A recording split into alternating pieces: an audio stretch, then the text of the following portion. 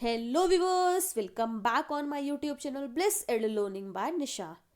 इस वीडियो में हम डिस्कस करने वाले हैं class 12th macroeconomics national income का most important topic GDP and welfare. Exam point of view से टॉपिक बहुत ज़्यादा इंपॉर्टेंट रहता है। एग्जाम में यहाँ से आपसे क्वेश्चन पूछे जाते हैं कि बताइए कि जीडीपी एक अप्रोप्रिएट इंडेक्स क्यों नहीं है वेलफेयर को मेजर करने का, या फिर क्यों रियल जीडीपी जो है वो वेलफेयर को सही तरीके से मेजर नहीं कर पाता। तो इस टाइप के क्वेश्चन आपसे एग्जाम में बार बार पूछे जाते हैं। तो एग्जाम पॉइंट ऑफ व्यू से टॉपिक बहुत ज़्यादा इंपॉर्टेंट है। तो चलिए समझते हैं ये है क्या, इसमें क्या क्या चीज़ों की बातें की जाती है। देखिए, सबसे पहले हम बात करते हैं यहाँ पर रियल जीडीपी की और वेलफेयर की। तो देखिए, इकोनॉमी में जितना ज़्यादा रियल जीडीपी होगा उतना ही ज़्यादा वेलफेयर होगा। रियल जीडीपी बढ़ने का मतलब क्या है? रियल जीडीपी मीन्स कि हमारी इकोनॉमी में ज़्यादा से ज़्यादा गुड्स एंड सर्विसेज का प्रोडक्शन हो रहा है, ज़्यादा से ज़्यादा गुड्स एंड सर्विसेज को प्रोड्यूस किया जा रहा है। और वेलफेयर मीन्स कि जब वही गुड्स एंड सर्विसेज पर पर्सन तक ज़्यादा से ज़्यादा अवेलेबल होगा।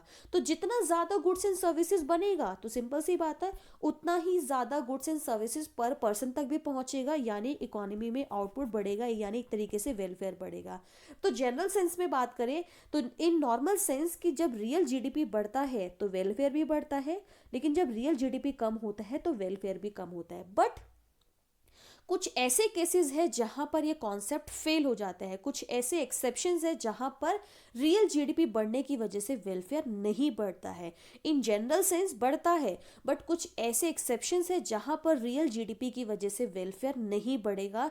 तो यही से आपसे एग्जाम में पूछा जाता है, क्योंकि इन लिमिटेशंस की वजह से, इन एक्सेप्शंस की वजह से एग्जाम में पूछा जाता है कि क्यों ये अप्रोप्रिएट इंडेक्स नहीं है। तो वहां पर आपको इस क्वेश्चन का आंसर करना है। तो चलिए समझते हैं कौन कौन से लिमिटेशन है, कौन कौन से एक्सेप्शंस है जिसकी वजह से रियल जीडीपी जो है वो वेलफेयर को मेजर नहीं कर पाता। तो सबसे पहले लिमिटेशन है डिस्ट्रीब्यूशन ऑफ इनकम। देखिए, इनकम होना, अगर इनकम सभी लोगों तक है तो अच्छा है, बट अगर मान लीजिए इनकम डिस्ट्रीब्यूशन अनइक्वल है सोसाइटी में।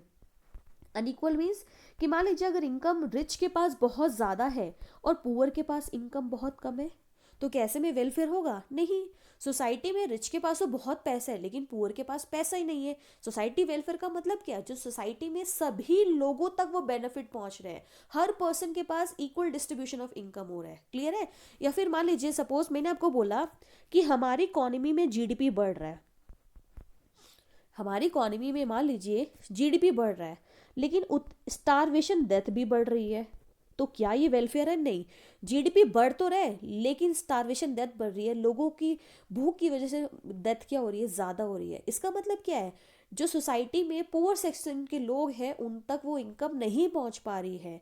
तो उस केस में अगर जीडीपी बढ़ता भी है तो सोसाइटी वेलफेयर नहीं होगा। तो आपको याद रखना है कि अगर सोसाइटी में डिस्ट्रीब्यूशन ऑफ इनकम अनइक्वल होता है तो वेलफेयर नहीं होगा, उस केस में रियल जीडीपी जो है वो फेल हो जाएगा। Clear? Second limitation, composition of GDP. Composition of GDP means कि आपकी जो जीडीपी बढ़कर आई है, यानी जो इनकम क्रिएट हुई है, यानी जो गुड्स एंड सर्विसेज का प्रोडक्शन हुआ है, उसमें किस टाइप के गुड्स एंड सर्विसेज प्रोड्यूस हुए हैं। मान लीजिए आपका जो जीडीपी बढ़कर आया है वो जीडीपी क्यों बढ़ा है? मान लीजिए आपकी इकोनॉमी में ज़्यादा से ज़्यादा डिफेंस गुड्स बन रहे हैं। तो देखिए, जितने ज़्यादा डिफेंस गुड बनेंगे तो नो डाउट जब डिफेंस गुड ज़्यादा बनेंगे तो बेसिकली प्रोडक्शन बढ़ेगा। तो जब प्रोडक्शन बढ़ेगा तो कहीं ना कहीं क्या होगा? क्या इससे वेलफेयर होगा? नहीं होगा। क्या इससे लोगों को डायरेक्टली कुछ बेनिफिट हो रहा है? नहीं हो रहा। बेसिकली जब इकोनॉमी में ज़्यादा से ज़्यादा डिफेंस गुड्स बन रहे हैं तो वो सिर्फ किस लिए प्रोड्यूस किए जा रहे हैं? इकोनॉमी में एक पीसफुल एनवायरनमेंट क्रिएट करने के लिए किए जा रहे हैं। इससे लोगों को डायरेक्टली कोई बेनिफिट नहीं हो रहा। तो आपको याद रखना है कि अगर आपके जीडीपी कंपोजिशन में जीडीपी ऐसे फैक्टर्स की वजह से बढ़ा है जिसकी वजह से कोई प्रोडक्शन नहीं बढ़ रहा है, या इसकी वजह से लोगों का वेलफेयर नहीं हो रहा है, या लोगों को डायरेक्टली बेनिफिट नहीं हो रहा, तो उस केस में भी बढ़ा हुआ जीडीपी जो है वो वेलफेयर को नहीं शो करेगा। ठीक है? तो आपको दोनों ये फैक्टर्स याद रखने हैं। थर्ड लिमिटेशन जीडीपी की है non monetary exchange. Non monetary exchange means, देखिए, आज के टाइम पर बहुत सारी ऐसी ट्रांजेक्शन है जो आज भी हम जिसको हम मनी की फॉर्म में मेजर नहीं कर पाते। फॉर एग्जाम्पल मान लीजिए टीचर है, जब एक टीचर अपने बच्चे को पढ़ाती है, घर पे पढ़ाती है, तो उसके बदले वो कोई फी नहीं चार्ज कर रही है। लेकिन वो सर्विस तो दे रही है, ठीक है। टीचर अपने बच्चे को पढ़ा रही है, वो सर्विस प्रोवाइड कर रही है, बट उसके बदले वो कोई भी फी नहीं चार्ज कर पा रही है। तो क्या इसको हम मनी के टर्म में मेजर कर पा रहे? नहीं कर पा रहे। तो ऐसे में क्या होगा, जो जीडीपी में वैल्यू बढ़कर आनी थी वो नहीं आई। एक एक एग्जाम्पल और लेते हैं। जैसे बहुत सारी पेमेंट्स आज के टाइम पर ऐसी हैं जो अभी भी बार्टर के फॉर्म में होती है। अब गांव वगैरह में, विलेज वगैरह में आज भी देखेंगे कि कोई फार्मर है, मान लीजिए उस फार्मर से काम करवाया, ठीक है, फार्मर से 5-6 घंटे काम करवाया, तो उस कई बार क्या होता है, उनको कैश में पेमेंट करने की जगह उनको काइंड में पेमेंट कर दी जाती है। कि मान लीजिए उनको राशन दे दिया, ठीक है, आटा दाल चावल गेहूं प्रोवाइड कर दिया, या कुछ और दे दिया कैश की बजाय। तो ऐसे में जो ये ट्रांजेक्शन है ना, जो पैसे के फॉर्म में नहीं हुई है, वो ट्रांजेक्शन्स अनरिकॉर्डेड रह जाती है, वो कहीं पर रिकॉर्ड नहीं हुई है। जिसकी वजह से क्या होगा, कहीं ना कहीं अगर ये रिकॉर्ड होता तो जीडीपी की वैल्यू बढ़कर आती, बट ये ट्रांजेक्शन्स कहीं पर भी हुई नहीं है कैश के फॉर्म में। इस वजह से कहीं रिकॉर्ड नहीं हुई, और रिकॉर्ड नहीं होने की वजह से यहाँ पर जीडीपी की वैल्यू क्या हो जाएगी, अंडर एस्टिमेट हो जाएगी, यानी जीडीपी की वैल्यू कम मेजर होगी। तो इस वजह से भी यहाँ पर जीडीपी एक एप्रोप्रिएट इंडेक्स नहीं है। एंड फोर्थ लिमिटेशन है यहाँ पर एक्सटर्नैलिटीज। एक्सटर्नैलिटीज का मतलब होता है कि एक पर्सन के एक्शन की वजह से, बेसिकली एक पर्सन के एक्शन की वजह से उसका सामने वाले पर क्या इम्पैक्ट पड़ता है। मान लीजिए कोई पर्सन एक्स है, उसने कोई ऐसी एक्टिविटी करी, उससे सामने वाले को या तो बेनिफिट होगा या तो उसका लॉस हो सकता है। दोनों में से कोई एक रीजन हो सकता है। मान लीजिए कि पर्सन एक्स ने कोई ऐसा काम किया जिसकी वजह से वाई को या तो फायदा होगा या तो नुकसान होगा। क्लियर है? तो वो कहलाती है एक्सटर्नैलिटीज। एक्सटर्नैलिटीज मीन्स कि ऐसी कोई एक्टिविटी करना जिसकी वजह से बाकी लोगों को या तो उसका गुड इम्पैक्ट मिले या तो उसका बैड इम्पैक्ट मिले। अगर गुड इम्पैक्ट मिल रहा है, ठीक है, उससे किसी को फायदा मिल रहा है, तो उसके बदले कोई प्राइस पे नहीं कर रहा, और उसकी वजह से अगर किसी को नुकसान हो रहा है तो कोई पेनल्टी भी पे नहीं कर रहा। समझ रहे हैं? इसको एग्जाम्पल से आप समझते हैं। तो बेसिकली एक्सटर्नैलिटीज जो होती है वो दो टाइप की होती है, एक होती है पॉजिटिव, एक होती है नेगेटिव।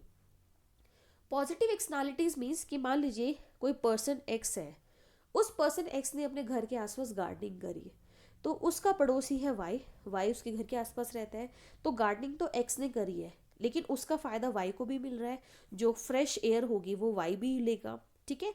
तो ऐसे में वाई को इससे क्या मिल रहा है, इस एक्स की एक्टिविटी से बेनिफिट मिल रहा है, लेकिन क्या वाई इसके लिए इसको कोई प्राइस पे कर रहा है? नहीं पे कर रहा है, ठीक है। सेम मान लीजिए नेगेटिव एक्सटर्नैलिटीज है, यानी मान लीजिए एक्स कोई ऐसा काम कर रहा है जिसकी वजह से वाई को नुकसान हो रहा है। मान लीजिए एक्स जो है वो आसपास जो है वो इंडस्ट्री चलाता है, फैक्ट्री चलती है जहाँ से वेस्टेज आता है, तो उस वेस्टेज की वजह से क्या हो रहा है, उसके आसपास के लोग क्या हो रहे हैं, सफ़र करेंगे, क्योंकि एयर पॉल्यूशन होगा, और साथ साथ जो इंडस्ट्री का वेस्ट है उसको पानी में भी डाला जा रहा है, तो वाटर पॉल्यूशन भी होगा। इससे जो लोग हैं वहाँ के सफ़र करेंगे, उनको हेल्थ इश्यूज हो जाएंगे।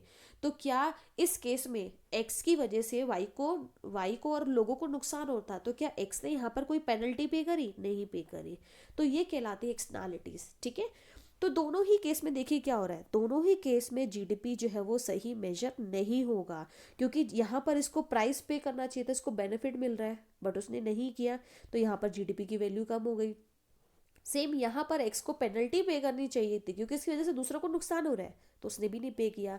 तो कहीं ना कहीं यहाँ पर जीडीपी की वैल्यू कभी कभी बहुत ज़्यादा ओवर एस्टिमेट हो रही है, कई बार बहुत ज़्यादा अंडर एस्टिमेट, कई बार बहुत ज़्यादा आ रही है, कई बार बहुत ज़्यादा कम आ रही है। इस वजह से भी जीडीपी एक अप्रोप्रिएट इंडेक्स नहीं है वेलफेयर को मेजर करने का। तो ये 4 लिमिटेशंस आपको याद रखनी है, एग्जाम में यहाँ से पूछे जाती है, तो वेरी इंपॉर्टेंट। कई बार आपको फुल फ्लेज बोल देता है एक्सप्लेन करने को, कई बार आपको इनमें से कोई भी एक लिमिटेशन लिख कर बोलता है इसको एक्सप्लेन करिए कि क्यों एक एप्रोप्रिएट इंडेक्स नहीं है। तो आई होप आपको ये टॉपिक समझ आया होगा, वीडियो आपको इंटरेस्टिंग लगी होगी। सो do like, share and subscribe my channel, and also press the bell icon button to get the notification of all my upcoming videos. So thanks for watching and have a nice day.